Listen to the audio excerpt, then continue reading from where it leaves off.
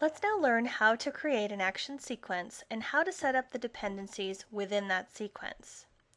To set up an action sequence, again, you go out to the main menu, select System Setup, and select Action Sequence Setup. Here, we're going to create a basic action sequence for a new client meeting. Now, I know each of your offices will probably have many more steps involved in preparing for a new client meeting, but we'll just get you started with a few steps, show you how to set it up, how you have the ability to create dependencies, and then you can continue to add to this example if you'd like to later on. Juncture does give you the ability, as I mentioned, to create categories within certain areas to make things easier to find, and action sequences is one of those areas.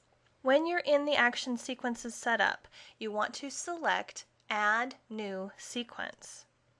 This is going to open up a window allowing you to identify the category for which you want to save it, and because we're going to be creating a new client meeting sequence, we'll give this a category of meeting. The description here is the title of this sequence, and in this case we're going to say new client meeting, and then the process name here is advised to be blank. If you remember back to the action information, the type, the process, and the action keyword allow you the ability to search for and report on information using those three classifiers.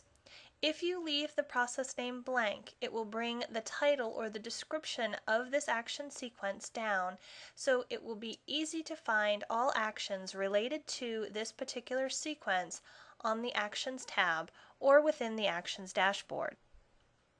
Also, for every action sequence, it is important to have a trigger. What event is it that's going to take place in the office for someone to add this action sequence to a contact record? So in this case, we're actually going to say either that the client calls in to request a meeting or someone advises someone to schedule a meeting for the client. So we're actually going to identify that trigger here. So we could say client calls in to schedule, or we proactively schedule meeting. Once you've entered in the trigger, again, this is going to let everybody know when they should be adding the sequence to a contact record. Here you want to identify a status. Is it A, being edited? Is it active, meaning that it's already set up and ready to use? Or is it decommissioned, meaning it is no longer a sequence that we want to have active, however, we do want it for reference at a later point in time. If you have identified the status as being edited or decommissioned, it will not be available on the drop-down list for choosing to add to a contact record. The only time it's going to be on that active drop-down list is with the status of active. So for right now, we're going to identify it being edited. The owner is identifying who is it that is creating this action sequence.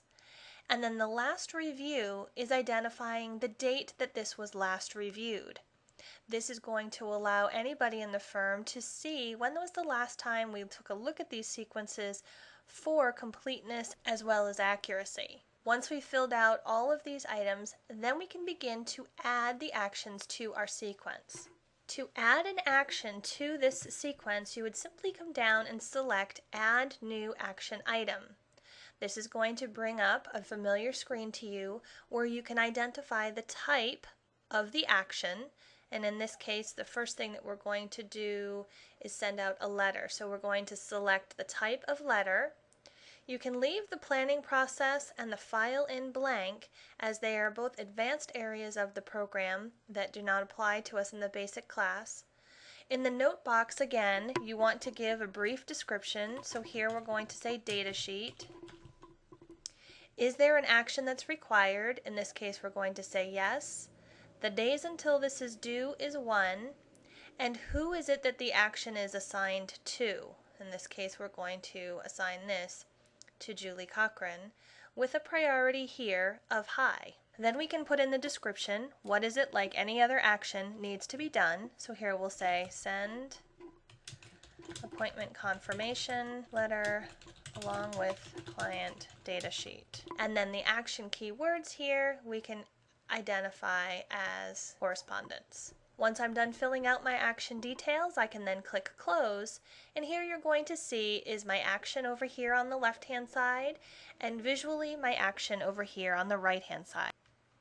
So now that we have the 4 actions entered in as part of our sequence, you're going to see on the left-hand side each individual action, and then visually over here on the right, each of these actions are actually lined up in one line, top to bottom, and that means that if this action sequence were added to a contact record this way, all 4 actions would initiate at the same time, being a non-dependent action sequence. However, we can't complete the paperwork on our end until we've received the data sheet back from the client, so we'll actually have to create some dependencies in this action sequence. When you come over to the right-hand side, you can actually click on these dots and drag them to create dependencies within the sequence. As I mentioned, you can see that we actually aren't able to process any paperwork or review paperwork until we receive the client data sheet from the client. So in this case, we want to make this based on datasheet info dependent on actually sending out and receiving back the client datasheet. So to create this dependency, you want to highlight the item you want to make dependent, hold down your mouse, and click and drag that until both of these items are highlighted. Once they're highlighted, you can release the mouse, and here you can see we've created our first dependency. Again, to create that dependency here, we want to review the client data sheet, marketing package, and contacts. This is not going to be able to be created until the appropriate paperwork is also created by Michael. So in this case, we want to again make this one dependent on the one right above it. Again, clicking and dragging until you have them both highlighted, and then you can release that mouse and it will go ahead and create this dependency for you. The last one is call and remind of the appointment date and time. This one isn't necessarily dependent on this one at the bottom. However, it is going to be dependent upon them receiving their appointment confirmation letter. So again, we can choose to click and drag, and now you can see this one is going to be done at the same time as the one below. So when we take a look at this action sequence and the dependencies we've created, we're going to first send out the appointment confirmation letter. Then once this one has been completed, it is going to initiate 2 separate actions.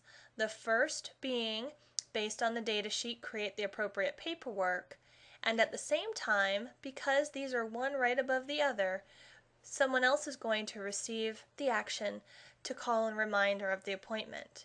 Once the data sheet has been received and the paperwork has been created, once that's been completed, then that is going to initiate the next action in the sequence for Julie to review that information. We can now click out of this Build New Action Sequence window, and now we're going to see that new sequence listed here within our existing action sequences table. Remember, this is a grid, and it is a customizable grid. So if you wanted to see in this area the status of any sequence that has been created, you can choose to view that on the grid here. You can see that most of them are active, meaning that they are going to be available in the drop-down list for any user to add to a contact record. However, this one that we just created, you're going to see is still in the being edited mode. So just make sure once you're done creating your sequence and it is ready for release for everybody to use, you would want to go into the action sequence. You would want to make sure that you change the status from being edited to active and then close out again. This will now show that it's active and it will be available in the drop-down list.